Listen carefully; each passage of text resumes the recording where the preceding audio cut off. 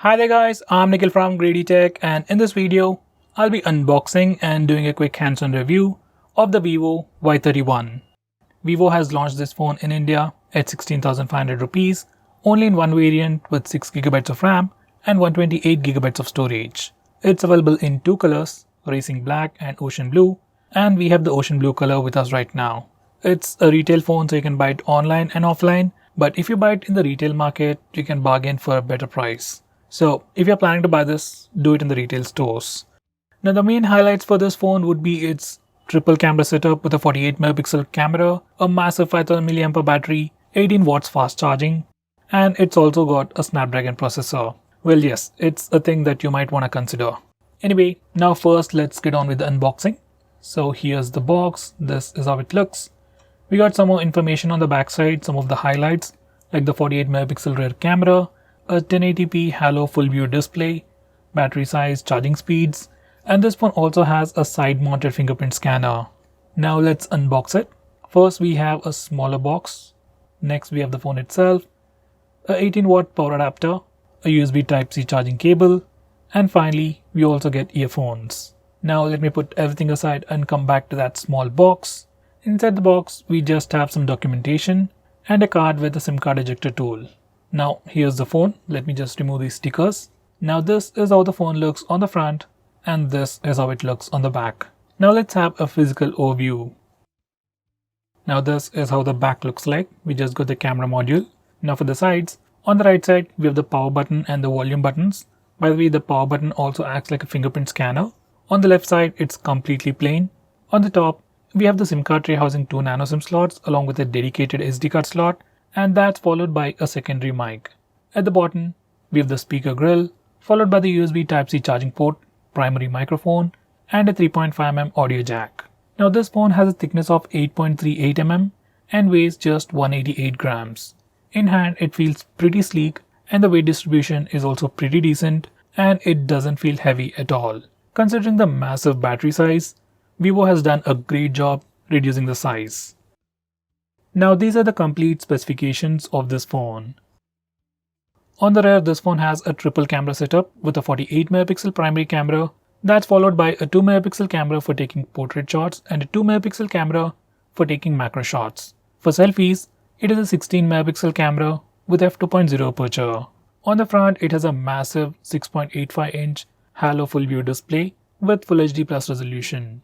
When it comes to performance, it sports a Snapdragon 662 processor with Adreno 610 GPU, with 6GB of RAM and 128GB of storage. It will be running FunTouch OS 11 based on Android 11. Finally powering this device is a massive 5000 mAh battery. It supports fast charging and it comes with an 18 watts power adapter inside the box. Now let me turn on the phone and set it up and come back to you in a second. Now this is how the phone looks once we turn it on and set it up. This is how the general user interface looks like. Home screen, app drawer, notification panel. Now let's check the about page. So this phone is running FunTouch OS 11 based on Android 11. Vivo gives Android 11 right out of the box on the recent phones, so that's pretty nice. Now as for the storage, out of that 128GB of space, we get about 111GB of space for our user apps and user data. Now this is the camera interface. By default we are using the primary 48 megapixel camera, and if you want to take a portrait shot or macro shots, you need to tap on the lens option to select bokeh or super macro modes. Besides that, we also have the dedicated night mode, portrait mode, video mode, and finally more. We have a similar interface for the front camera as well, and we also got night mode for the front camera, which is like a premium feature. Now these are some sample shots.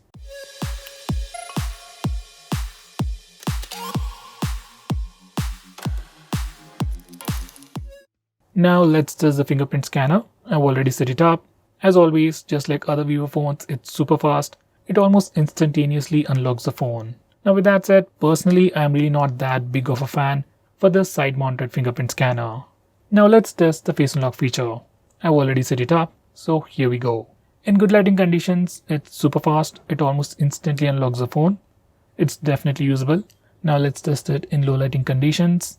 Once again, it's super fast, definitely usable. Now let's try it in complete darkness. In complete darkness, it works, but it is pretty slow and it also depends upon the lock screen wallpaper. So overall, it's pretty fast and definitely usable. In complete darkness, I would rather use the fingerprint scanner. Now let's test the speaker loudness. Here's a quick preview.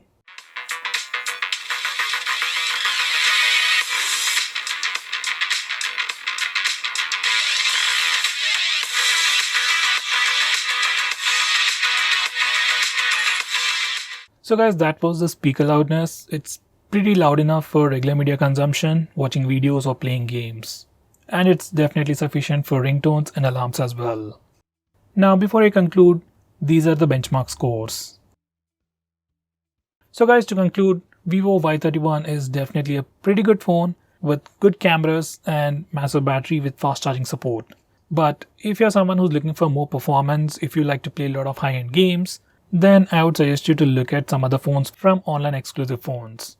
If we are not talking about the price, just looking at it as an individual phone, yes, it's a pretty good phone for a regular user. So guys, what do you think about this phone? Do let me know by commenting below this video. And if you're planning to buy this phone, use the link in the description. It always helps the channel. Now with that said, this is Nikhil signing off. See you in my next video.